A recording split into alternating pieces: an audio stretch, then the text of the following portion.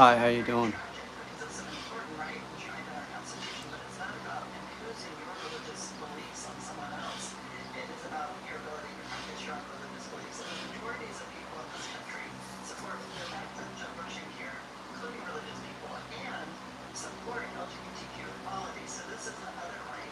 What's going on? Let's see, let's do this like this. Um, I I keep I keep repeating myself, and there's a reason for that. And one of the reasons is that that is one of the ways that people learn or people can be influenced. Like if you see politicians, um, there's a lot of politicians like they'll repeat themselves. Like they'll even do it like in a speech. Like you would hear Barack Obama just we need health care, and then it'd be quiet and then say we need health care. Um, that's just how it works. I think about George Orwell, 1982, and what we went through with Trump. That was clearly a factor.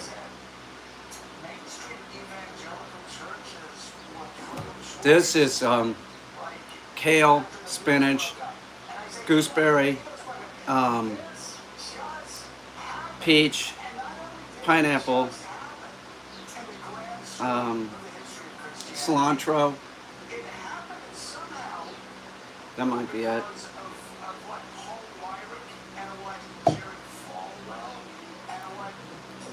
But so I do repeat myself about some of the mistakes that I've made. Clearly, I'm always talking about my problem with alcohol was just a huge problem. It was a huge problem. My life was pretty much miserable, and I would do it again and again and again. I mean, how many times can you wake up feeling like shit or embarrassed? Like, what did I do?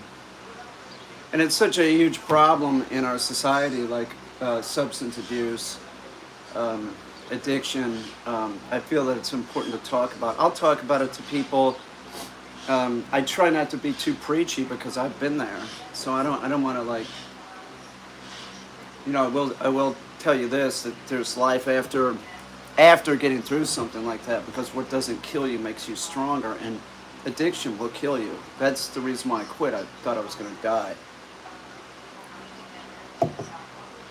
And if it wasn't gonna kill me, I was gonna kill myself. I just couldn't. I couldn't take it anymore. It was one of these things where I was like, you. I thought. I remember. I remember. I was in my bedroom. I was living on Metropolitan Avenue in Brooklyn. I'm like, what is so? I was like, your life is horrible. What is the one thing you could do positive to turn this around? Like, what is the worst thing you do to yourself, Peter? What is the worst thing that you do? I drink. I drink to excess. And that's the decision. I tried quitting before, but for some reason I had it in my head. And that's the thing that I want to talk about today. And I talk about this a lot. It's like you can quit something, you ponder it, and then you quit. Like just recently I gave up some things, and I had to think about it and get it right in my head before I gave them up. It wasn't like oh, I'm gonna do this. Like New Year's resolutions do not work for the most part. I don't think that they work. That's like a tradition more than like if you wanted to quit, why would you be doing it? Hey, what's up, Jerry? Um, why would you be doing it on a specific day? But I quit on July 5th. Red Bull and some other shit. Meaning it had a significance to me, but it didn't have necessarily a significance to anybody else. Like January 1st, a New Year's resolution just seems like you're not going to quit. You're not going to quit. So why are you pretending that you're going to quit? And hey, listen, I'm all fine for people partying, especially young people, because I did it. I'm just saying that like some people cannot do it and not get turn into a mess. And you can see those people. I can see those people like they're like moths to a flame, and I don't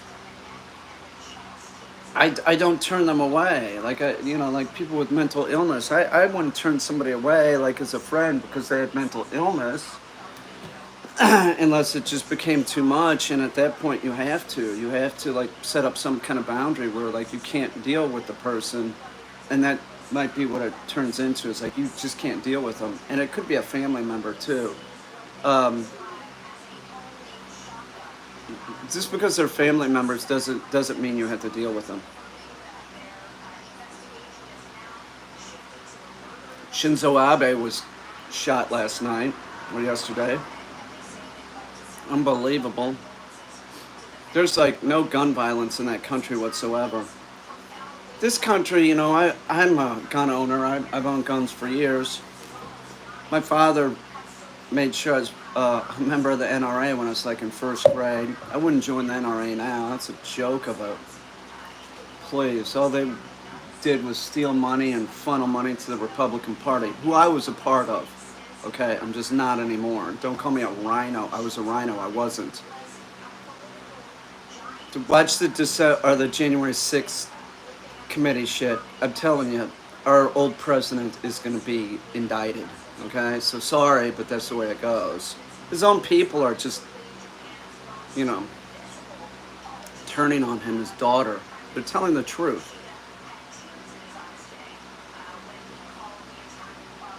I can taste the gooseberry in here. Gooseberries are delicious. I wish they sold them in the supermarkets here. They don't. But anybody can quit anything. Anybody can do anything that they want within reason. You'd say, well, you can't be an astronaut. Well, I might be able to do that if I had enough money. If somebody wanted to pay for my trip, I think it's relatively cheap. I think it's just millions of dollars. I don't know how much. I wouldn't want to do Jeff Bezos' thing, no. I don't know. I'd take it if he gave it to me, Jeff. I'd rather do Elon's deal. Or didn't a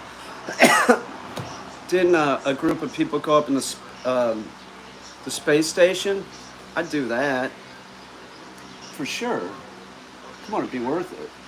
Even if I die, if that thing blew up, taken off, I'd be a happy man. Who would care? I mean, come on. But it is, your Instagram lives are very therapeutic and helpful. Please don't. Oh, okay, that's cool. At least somebody appreciates them. But like you have to mull it over in your head. You cannot just say I'm gonna quit.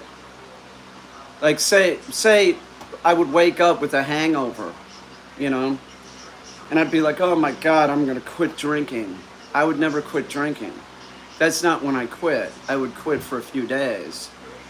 That wasn't quitting. Do you understand what I'm saying? It's just situational. You're saying, oh my God, my head, my stomach. This window's open.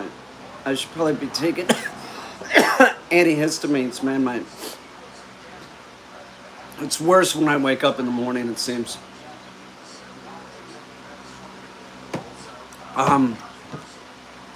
But you have to ponder it before you do it. So,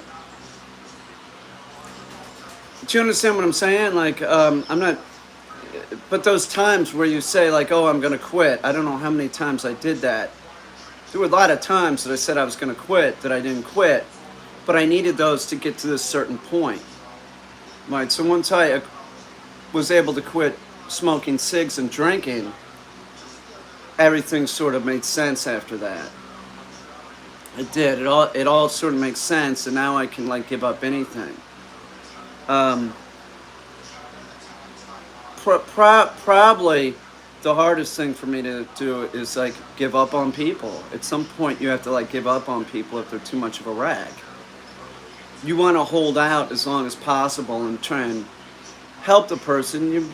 I was saying this just in a text to somebody earlier. Like, we're all required to pay our rent on this planet, and that could mean a lot of different things. You could, it's just, I'm just talking about being charitable in some way.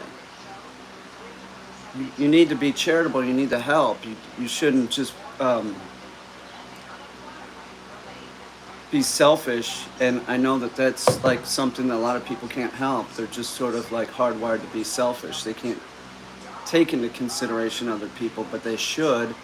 And I'm under the I think anybody can change, and I don't care. I don't care if you're narcissistic. I don't care if you have some kind of personality disorder. You could change.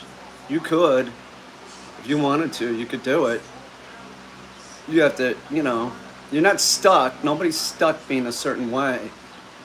But you would have to really want to change. The problem is the narcissistic, self-centered person doesn't want to change because everything that they do is perceived as fine. But if that's true, and you talk to one of these people, which I have, they seem to know that they have narcissism or some kind of personality disorder, or, they know this.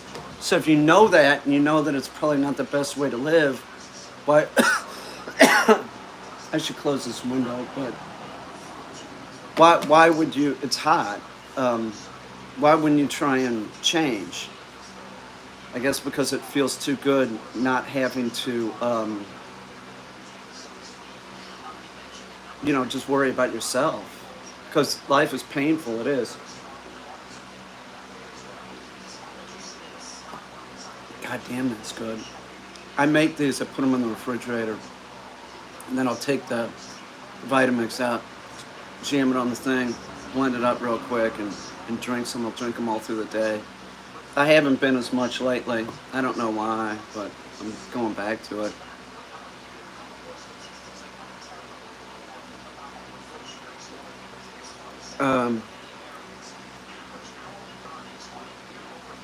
ID Fane, I don't know what you're saying. Something about a narcissist. Yeah, dealing with a narcissist could be a real bummer. It will. You probably can't do anything to help them. You're talking about such a small portion of the population, though. It is. It's really, there's sort of, most people are good. That's the thing that you should remember, that most people are good and most people care about other people. So when you run across that person that only cares about themselves, sort of have pity for them. Maybe there's something that you can do for them, something, I don't know. Maybe they have other issues that you could help them, I don't know. It's also individual, but we should be required to pay our rent on this planet. Do something. You should do something.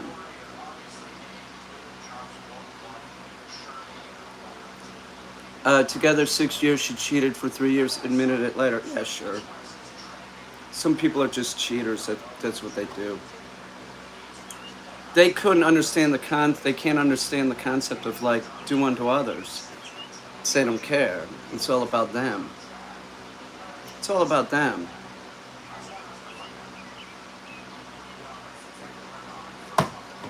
Cheating's a pretty common thing with human beings. We are sort of like bonobos. Sexuality is such a huge part of what and who we are. But you should take into consideration of others, and the stress factor too. I only cheated once that I can think of. Maybe in high school. That wasn't even real though. That was dating, and then it was it doesn't even count. But as an adult, I only cheated once, and it was stressful, and it wasn't. I didn't do the person, but there was betrayal. I gave this girl a ride home. I was installing an art show, and she was younger and attractive, and if the woman that I was dating knew that I was, messing around with the 21-year-old, she would have been livid. But on the same hand, the woman that I was living with her, she wasn't giving me any attention at all. So it'd been months of this, and I was just like fed up with it. And then I found out that like she was having an affair with somebody that we lived with. So I shouldn't feel guilt, but at the time, I did. I did. I felt I was stressed. The woman that I screwed around with, that I gave a ride home, she she'd call me on the phone sometimes when she's partying, and I'd be worried that like the woman I was living with would know that, I was on the phone with her, and she'd be like, I'm at such and such bar, but I was just like, I just didn't feel right. Um, it's better to just get rid of the person that is like not giving you what you need, whatever that may be. I mean, it should always be like some kind of beneficial thing. You're hanging around with somebody, there's some kind of beneficial reason. It could be anything. It could just be you both enjoy each other's company. There should be something. And if there's no enjoyment, get out of it. I probably would have been better at that point when I gave the chick a ride home and, made out with her in the U-Haul, whatever, gone home and not told the person. Don't tell the person. There's no reason to tell a person that you're screwing around unless you're trying to hurt them. That's a fact. You can take it to your grave. You do not need to tell them. The only reason for telling a person that you're doing that is to alleviate your own guilt. So if you find yourself wanting to tell them that you are fucking around on them, or you fucked around on them, that is to hurt the other person. That's all. They don't need to know that. Why do they need to know that? And if you know somebody that's fucking around on somebody else, you don't tell them. Just stay out of it. It's none of your business. You see somebody out on the street, you see somebody out on the street, right?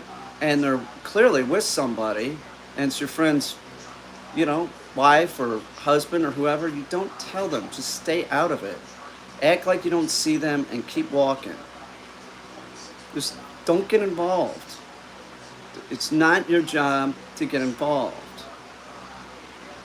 Okay? Don't tell them. Don't. Anytime you run across somebody that wants to, yeah, I'm sorry, I cheated on you. Yeah, well, why are you telling me this? I had somebody rubbing it in my face once, like, I was just like, what the fuck? Like, why do I want to hear that? It's because they're fucked up. They want to make you feel bad. Some people are so broken, you can't help them. You can't. They're toxic. You just need to get away from them. That's it. It's sad but true. People are a wreck. So everybody's a wreck. So hang out with somebody that's less of a wreck. You can always find some kind of likable. See, as an artist, like I can always like. I could teach because I can find. I can look at something and find qualities in it, good or bad. It doesn't have to be just as cut and dry. It's good or bad. I can look at something with a critical eye. So you can always, like in human beings, you can always find something good. I can. Something positive. It could be even something superficial. But you got to weigh it out. I mean, if some people are so broken, it's the truth. They're so broken, you just got to just fuck it. Get away from them. God, it's nice out today. It is. It's going to be great. I got stuff to do. I start painting this room, the floor yellow, which really brightens up this room a whole lot. I got the bedroom downstairs I'm painting turquoise. Looks great. I might even have enough paint to start painting the out the room outside of that turquoise, which I think I'm gonna do. The floor is so screwed up. The kitchen floor, I'm just gonna lightly stain and sand, and then the room off of that, I think I'm gonna paint it turquoise like the bedroom, and then I might paint it something else, but I'm gonna do it turquoise because I think I got enough paint to do it. And then the front room, I don't know what I'm gonna do because that's a green screen room right now. So I wish they made green screen linoleum or something. I would just put that in there, but they don't. Hang on. I don't mind you talking about your drinking addiction. It can help someone out of other problems too, just how to overcome a bad addiction. Yeah, it's a difficult thing. That's the whole premise of AA, which I didn't find myself doing. Um, I went two times or something, maybe two times. The last time I went, this woman that I was attracted to, of course, um, I got her this job and we were hanging out and I was still drinking. No, I was trying to quit drinking. She knew it, and she had went to NA and AA because she had a NA problem. She was popping pills and shit.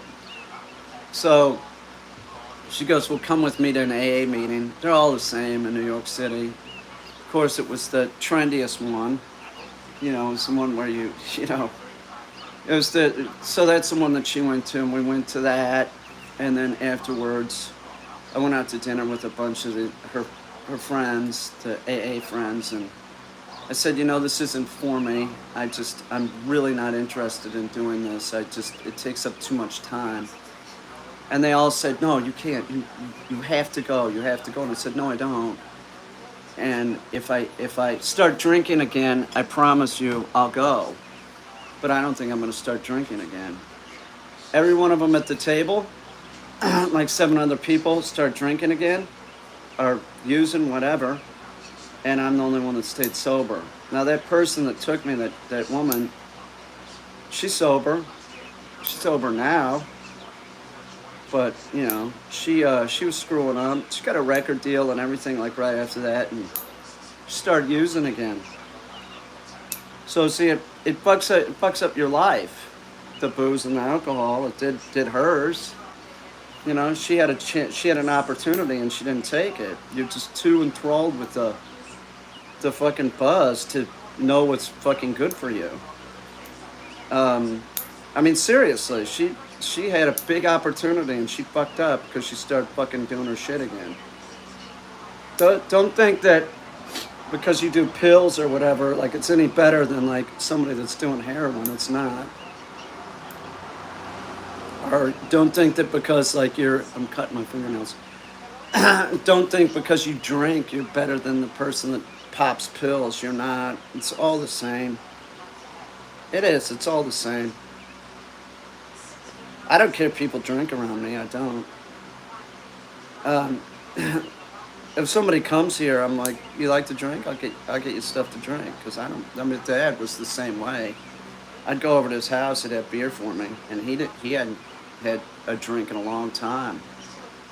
Um, the drink was good. I might go get another one. Um, you know, he'd always say, "Hey, Pete, you want a beer? There's beers in there." He didn't want to drink, and that's how I am now. I'm just like, you know, it wasn't right for me. That doesn't mean that it's not right for someone else. Um, you know, my mom could have a scotch and water, maybe 2, and that would be it. She, you know, I never saw her wasted. She didn't have a problem with it. Her father did. My grandfather did. She didn't. I don't think my older brother has a drinking problem. I don't know about my younger brother. Probably not. I don't know. Um, it's just one of those things. I'll tell you, as a drug though, the booze is just, man, it's so hard on your body. It was. I felt like shit, man. You wake up with that headache and fucks up your stomach. No good. No good. My, but my grandfather drank. He was an alcoholic. My dad was an alcoholic. I was an alcoholic. I can't see doing that shit if, if I was on my deathbed. The only reason why I did it was for the buzz. The taste is horrible. You know.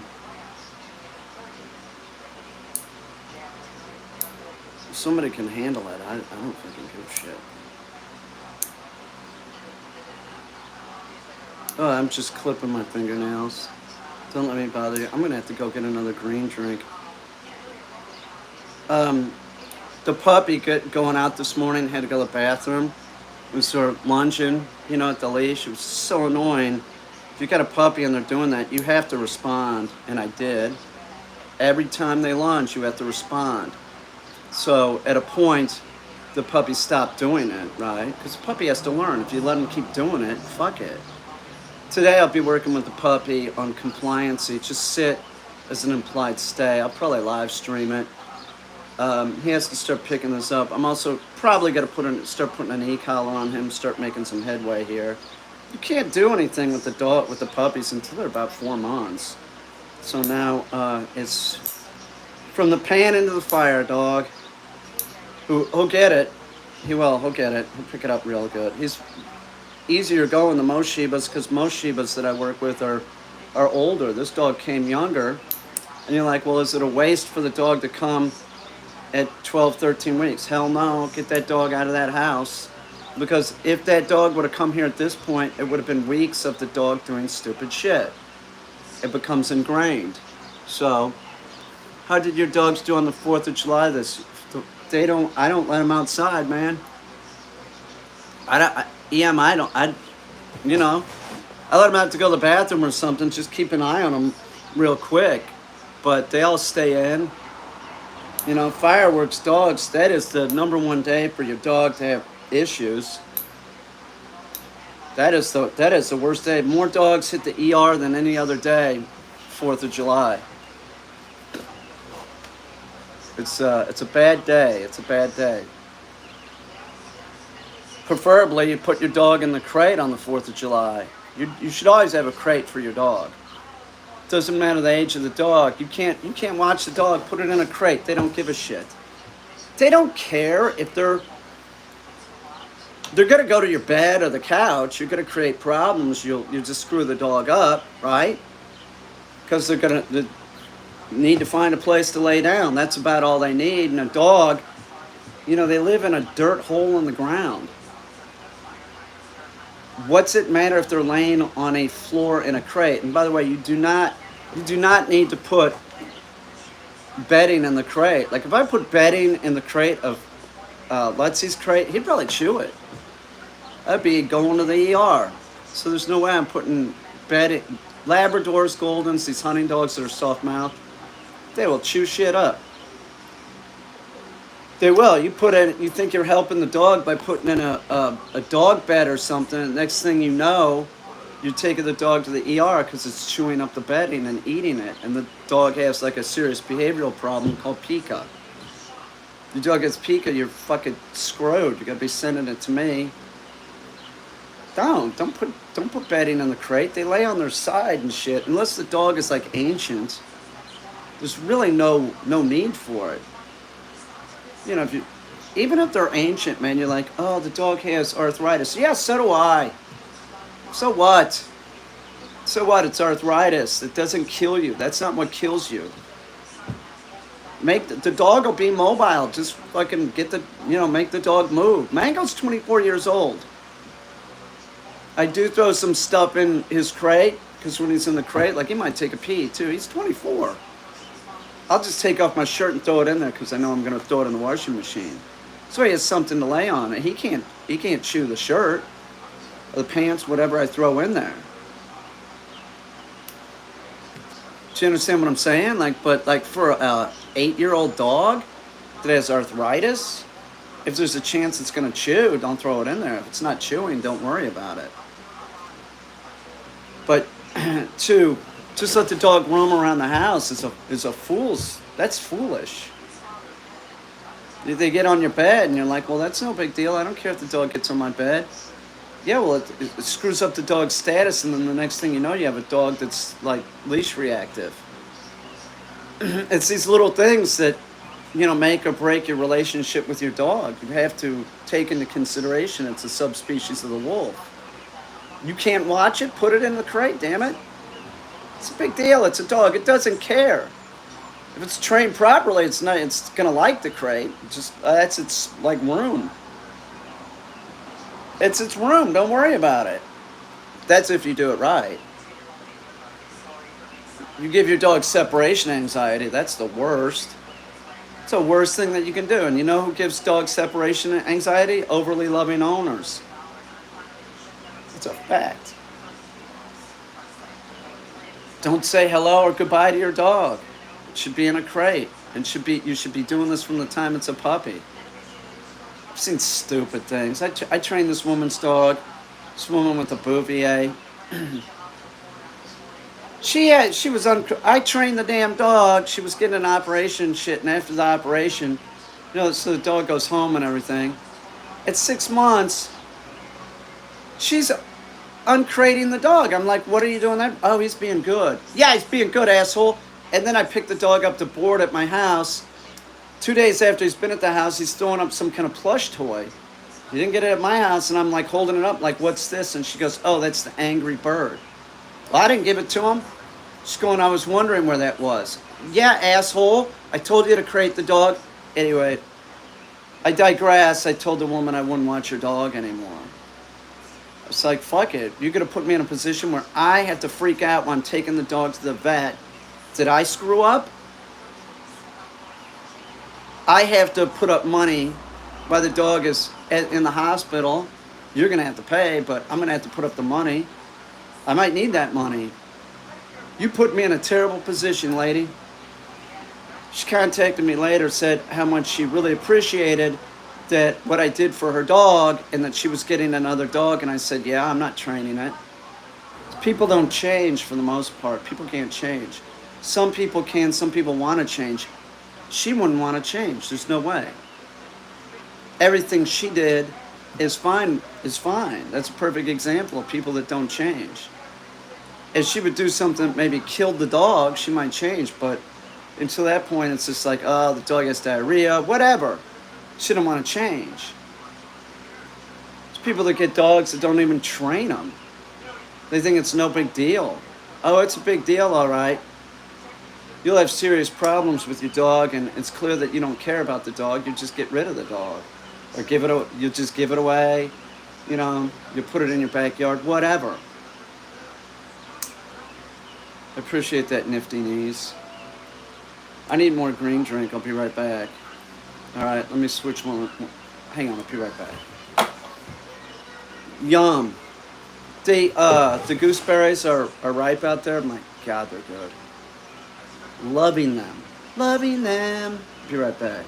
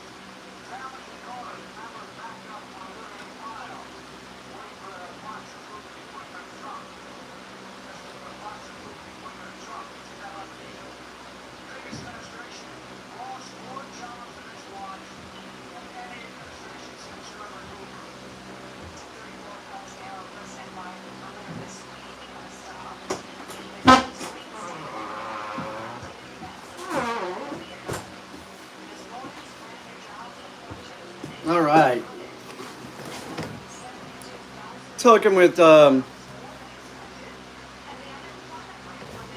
Vampire Girl last night. The new Vampire Girl is coming out that I'm sure everybody's going to love.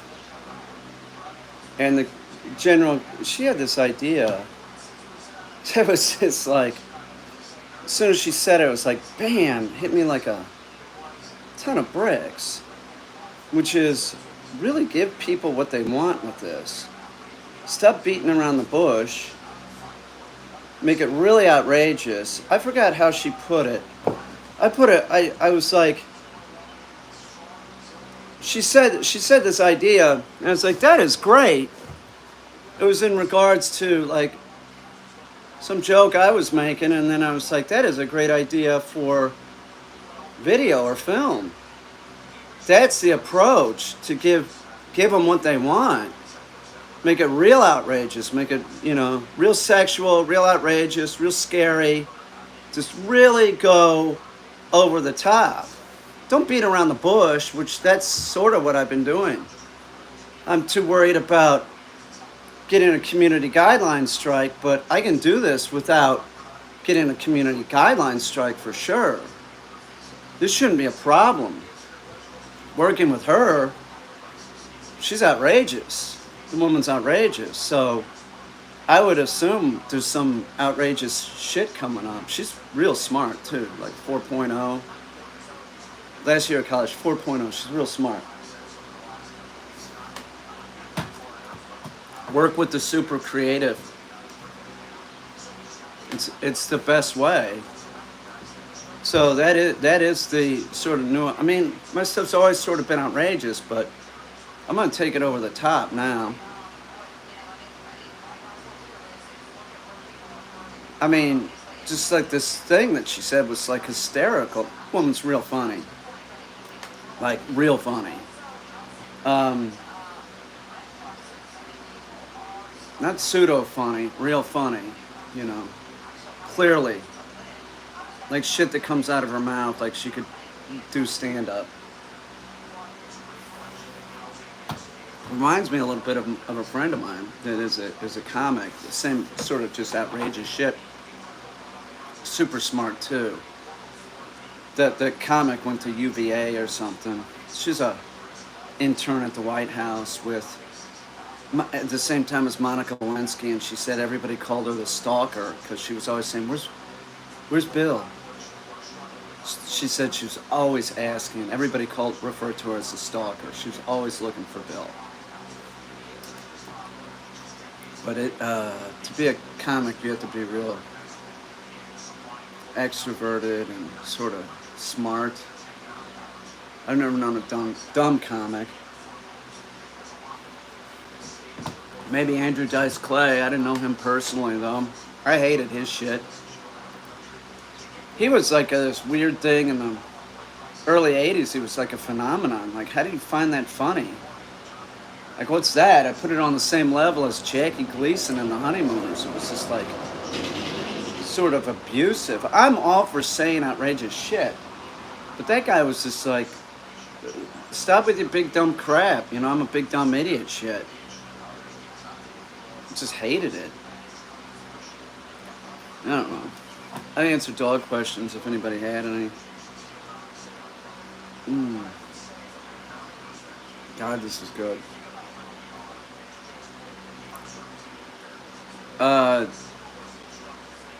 Good. I sold all the stocks that I had, which I didn't have many. Took a loss, and I have money in one stock right now. It's a Chris Bard technology stock. It's that one that Dodson started. I'm up like 20%. I already made the money back that I was losing in the other stocks because the other stocks were a dog. They were dogs. I did this before with Millennium Pharmaceutical. My portfolio went up 2,500%. I'm going to try and hold this one. I don't have that many shares. I wish I had like 20 grand I could put in this stock. I know I could double my money. I put the small amount that I did because I'm like, well, this is down and this will double I'll double my money. So I thought, I was like, it's safe. I'll just put it there. I'm not going to lose any at this price, which I didn't. It's already up like 20%. But hopefully I won't have to sell it, but I'm not going to sell this stock when it's down. That's for sure, because I already bought it when it was down. It's just that's the way things are going in science. It's just like anything like that, stem cells, anything like that. This more than stem cells, like I don't know. It's all bullshit anyway. Just trying to wake up so I could go work the dogs. You know. I hate some of these commercials. They really bug me. That Prevagen commercial, those things are just terrible. And we write. Anything that is geared towards old people just fucking sucks. And the way that they word things and emphasize things, like $1, like shut the fuck up. Like the reverse mortgage shit. Just listen to that shit. Are they assuming that everybody that's older is an idiot? Well, it could be true. Most everybody that's older might be an idiot. I'm not an ageist. I'm just, I guess it's statistics. If you were a actuary, you'd be like, okay, over this age, they're probably an idiot, but they don't have to be. Tony Fauci's not an idiot, right? See what I'm saying? Like, you don't have to be an idiot because you're old. Tony Fauci's not an idiot. But statistically, you probably are going to be an idiot. I don't know. It's just the way it is, isn't it? I gotta mow the lawn too today. I've got to work the puppy on compliancy and sitting and staying, which he's getting that. And I think I'm gonna strap an e-collar on the guy. Start doing that. Oh, thank you, African Zebra. Thank you for your content and information you provide. I appreciate that. It's very nice of you to say. I have new Vampire Girl stuff coming up. I have totally new content coming up. So, and I'm really looking forward to it. Things can change in an instant. They can. If you want them to change, they can change. You just have to get it right in your head. Some stuff isn't even about getting right in your head. It's just an epiphany, and you have no rhyme or reason why it comes to you, but it comes to you, and then things change. I was saying this yesterday. Most of life is down. All right, I've said this a lot of times, and then you wait, hold on, because you're going to get the peak. It's going to go up. Nobody has a life that's just, it's all up. Most of it's going to be down. Now, that's if you'll get the peak, if you're actually doing something with your life. If you're just sitting around and hoping something's going to happen, you're going to sit around and you're going to hope a whole lot, because good shit ain't going to happen. You can have bad shit happening as long as you stay positive. Do you know what I'm saying? You have to keep chugging ahead, even though it's difficult. Get up, get out of bed. Don't do those things that are fucking detrimental to you. Don't smoke dope all day. Don't do that shit. Go out and do anything that's positive. Go walk a mile. And then the next day try and walk a mile and a block or something. Just keep trying to be positive. And then you'll see positive stuff will happen. I might go through periods of a couple months where it's like, man, this is sort of miserable. But during that couple of months, positive stuff is happening because I'm creating positive stuff to happen. I'm making sure that I'm getting something done. I'm going to work on the clamshell. I'm going to keep making stuff, and then stuff happens. If I just was like, well, I'm just going to sit here and hope that things change, they don't. They don't trust me.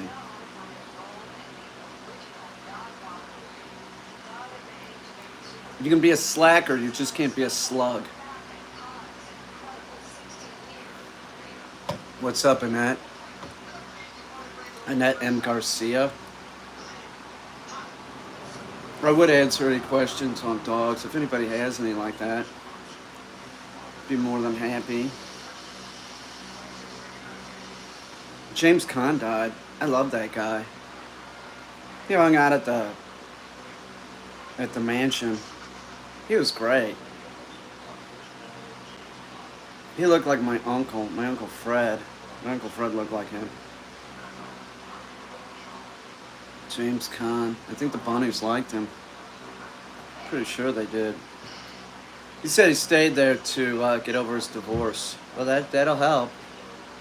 That'll definitely help. Yeah, he was good. He was good. I liked him.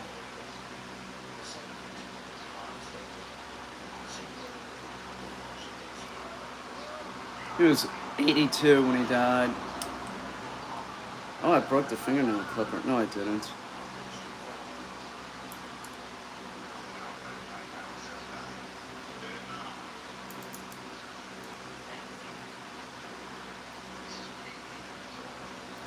I'm watching this James Caan thing.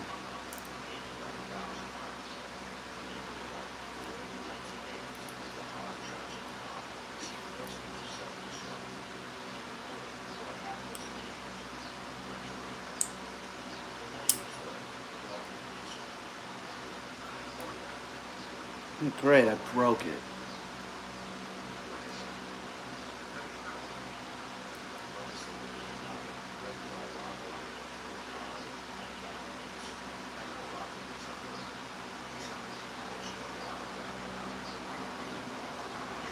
Oh, it's James Caan as an old guy. There, I fixed it. Oh yeah, he was in that Stephen King movie. Stephen King. Not a huge fan.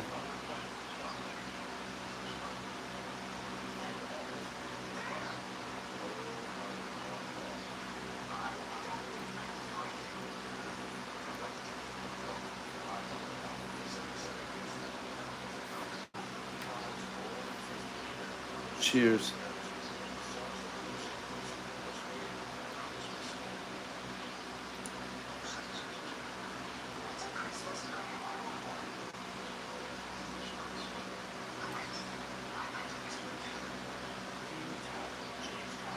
Dog questions, anyone? What's up, Tox? If a person is mistreating his or her dog, is there any point interfering even if the owner is just going to say, my pet, I do whatever I want? Mistreating? Like, what do you mean by mistreating? Give me an example of mistreatment. You may view something as mistreatment. I mean, some people are like, I'll let my dog up on the couch and give the dog one more day of work. That's good, Tox. What are you talking about mistreatment? Because there's a lot of people that neglect, like they don't train the dog. That's mistreatment. But you can't tell them to train the dog, or they're food training the dog. You know, I saw somebody the other day on Instagram. They were like letting, I don't know, they're selling puppies or something. They were letting the puppies like having, you know, taking pictures of puppies in people's lap. Oh, aren't they friendly? Aren't they great? Where they're influencing the puppy at an early age. Children putting their face in the dog's face. I got rid of them. I couldn't watch it. I couldn't watch it anymore. It was nonsense. It's like you should know better than to influence a puppy like this. It does make a difference. It's not socializing the dog. Don't give me that crap. I just couldn't deal with it. I was like, fuck it. So what do you mean by mistreating African zebra? Can you give me an example? I mean, mistreating could be giving dog food. That's mistreating as far as I'm concerned. What do you mean?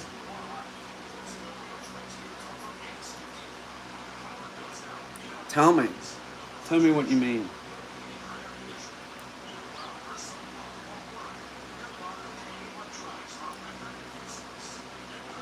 I'm gonna taste the cilantro on this.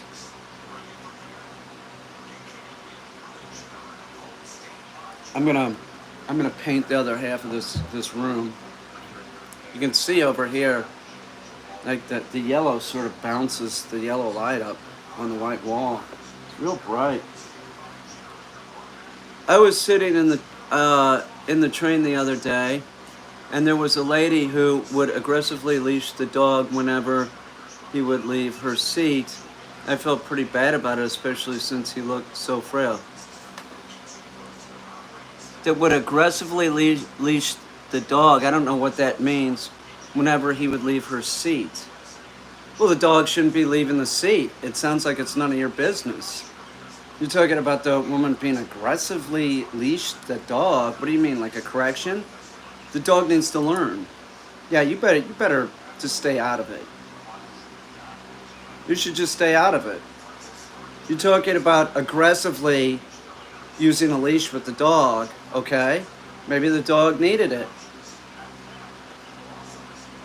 Was she, sorry, I would be pull the leash pretty hard. Yeah, maybe. Yeah, you better not get a dog then. Maybe the dog needed it. The dog was on a train in a public space. She should work with the dog, obviously, but that doesn't sound like abuse. That's mistreatment. What are you talking about? Why is that mistreatment? It's a dog. It's a dog. One, okay? It's a subspecies of the wolf, and it was on a train in a public space. It was having issues. So she was using the leash. Yeah, she probably should. Doesn't sound like the dog was trained properly, though, but just by the way you're wording this, it just sounds like you don't understand dogs. And no, it would not be your place to make a decision on, no, you don't say anything. You keep your nose out of it. If she was beating the dog or something, that would be one thing. But that you're not describing that. I was trying to put a leash around my... No. Don't you feel pain? Man, just, you know what? I can't deal with you. Don't they feel pain around their neck? Be quiet. Yeah, just go away. You sound like an 8-year-old. Yeah, dogs do experience pain, Tool. Right? They do. We don't know what you're talking about. I didn't see it. You just said that the woman was using a leash aggressively. I don't know what you're talking about. You sound foolish. You sound like a kid. You do. You sound like a kid. It could all be a made-up story for all we know. Seriously. Sounds like a made-up story.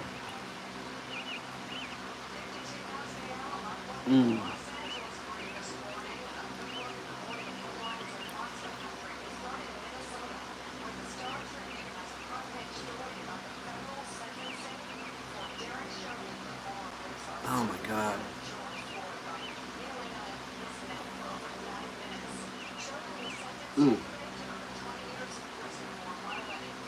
This was tofu. This was tofu, spinach, kale, cilantro, gooseberries,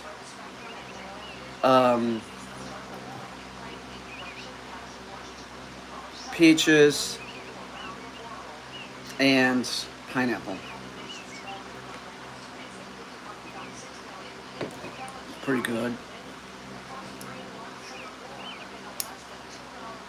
Yeah, it was a smoothie.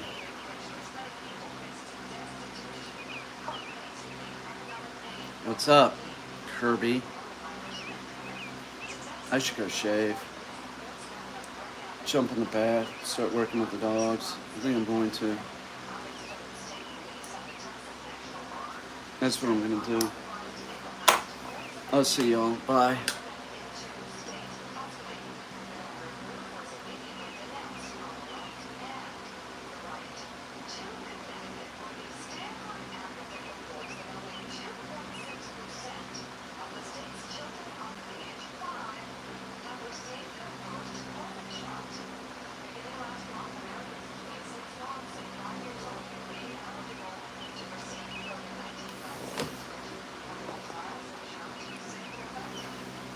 Bye. See ya.